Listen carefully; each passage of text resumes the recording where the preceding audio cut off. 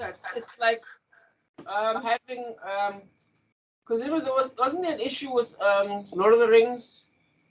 He came in last minute, but Aragon. Oh yeah. What's his name again? Viggo Mortensen. Yes, Viggo. Yes. Yeah, I think there was an issue there because I remember they fired the guy that was there already. And they're like, "Nah, dude, you're not doing it." And then they pulled in Viggo in last minute, I believe. Or there was some other issue. I can't remember. Oh, okay. I had no idea. Yeah, he was last minute. He wasn't the main guy. In the same way that Marty McFly wasn't the main guy. Except they hadn't shot as much footage. I remember he was. I mean, if they even make a joke about it in the Flash film. Yes, nice catch. Yes, exactly. But, Michael J. Fox knocked it out of the park, man. Absolutely. Mm. It's nice when a writer can decide to kill your darlings, or rather break the cycle. You know, the sunken cost fallacy, where you're too deep, and now you're scared to break out. Mm-hmm. These directors weren't scared. They were like, okay, man, it looks like we're too deep, but no, he's not right, so. Because I actually saw something.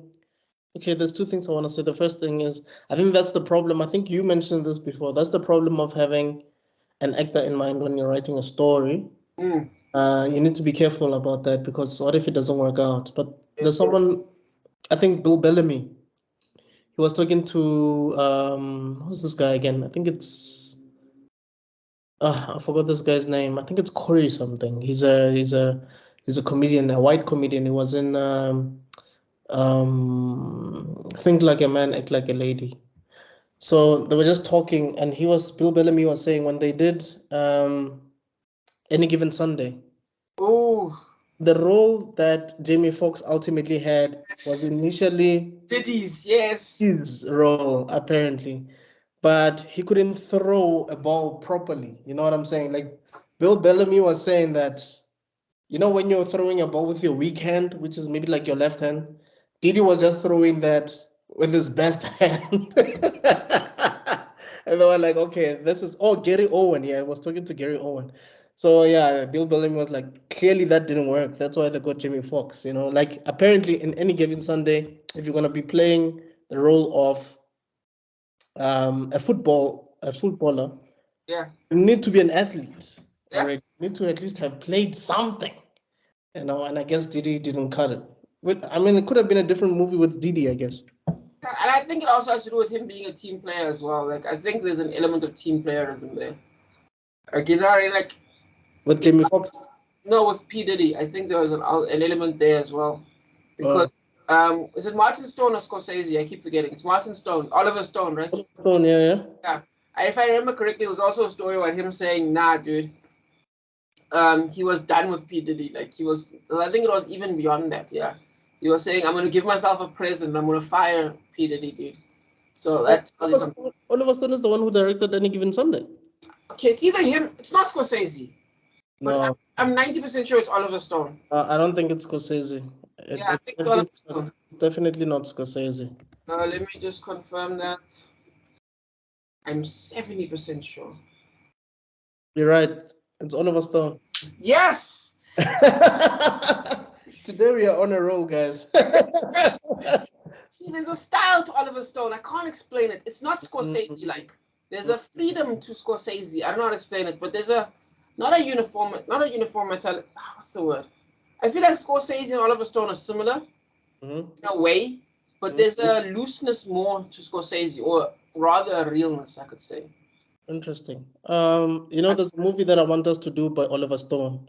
Probably the first ever Oliver Stone film that we'll probably cover before we do all the others. Is a movie called Heaven and Earth. Oh. That's a movie it's about Vietnam. We need to do that movie. So I know Platoon is Oliver Stone. I didn't know he did another one. Okay, nice. Yeah. You know Platoon with Charlie. Is it Charlie Sheen? Eh? It's Charlie Sheen in Platoon. Is it? Oh yes, it is, because I think William Dafoe. Yeah. I think because I remember in Hot Shot Part 2, there's a moment where the character, his dad's character from Apocalypse Now. Yes. He meets his character from Platoon, and they greet each other. Hey, how you doing, man? I'm like, oh, that is smart. Yes. Yeah. Get back to the movie, guys. Okay, guys, I think you guys need to understand that the first 30 minutes is just going to be about trivia because Yeah. I feel like that's the template, even though it's never planned. But I feel like the first 30 minutes, expect a lot of trivia. Before- Yeah, but I feel like trivia is important. I feel like trivia matters. You'll never talk me out of trivia being important, man. It 100%. matters. 100%. 100%. Cool. So,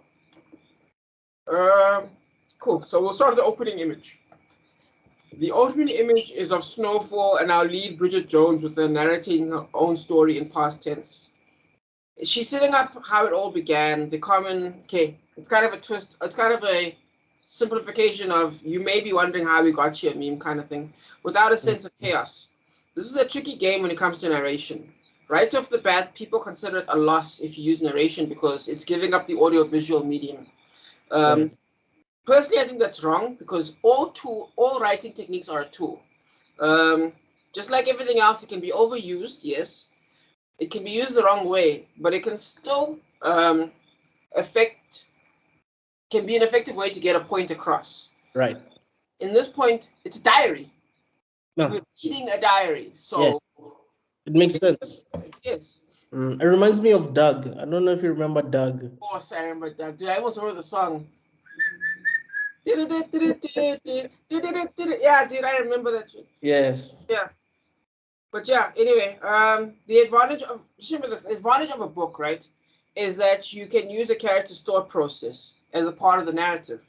Right. The way to do that in a movie is generally through narration, which is why many people will disapprove because it's almost too easy. But message to all writers out there: use any tool you want. Life will determine if it's a good or a bad tool. 100%. Yeah. Anyway, you can tell this is a romance because the first thing that's discussed is her life. And how her mother will be impacting it. Love is a target in the story in the same way money is a target of a heist. You know what I mean? Right. It's also the same core principles of an action movie, if you think of it. This is where we're going. This is the point. It kind of reminds me of did you ever watch Community, the TV show Community? Yes. Which has the Russo brothers who are heavily involved. Yes, they have episodes. Yes, which is so shocking. Yeah. It's crazy that those guys that did that sitcom directed Avengers. Wow. How is that even possible? Yes, and they put every if you pay attention, you can actually see all the characters from Community show up every now and then. In Captain America not in Civil War, in Winter Soldier, you see Abed. In it was Abed in there? Yes. He's one of the computer technicians they talk to him and they're like, I need you to do this or else. And he's the computer technician. Oh, flip. Yeah, and you see Shirley as on the elevator when they yes, in Endgame. Yes. In Endgame, yes. Yes. Yes. I'm not sure the entire list of who's there yet. I'm sure there's more people who probably see more Community characters. Well, there's someone that does feature in one of the Marvel movies, but they didn't direct it though. Yeah. Who was it? Donnie Glover in Spider-Man. Yes, Donnie Glover, but it wasn't their baby. Yes, you're right. But anyway, yeah. Point is, use whatever tools you want. Anyway, point is, is that what I like about Community is that it's they'll take a simple premise, and then they'll make something silly the point. Do you know what I mean? Yeah. Yeah. Like Rick and Morty type of thing. Exactly, but like it's more because it's based in real life instead of unique sci-fi concepts. It just comes off as crazy, like the Dungeons and Dragons episode, one of my favorite episodes of all time. Right. Where it's like, this is about Dungeons and Dragons, but yes, that's exactly what it's about, and it follows, and it's fantastic. So sometimes what happens with these storylines, my point is that what happens with these storylines is when someone thinks, ugh, romance, they get tired immediately. But they don't know the flow of storytelling. Doesn't matter if it's a romance or an action film, there's a general flow that you can follow. Yeah.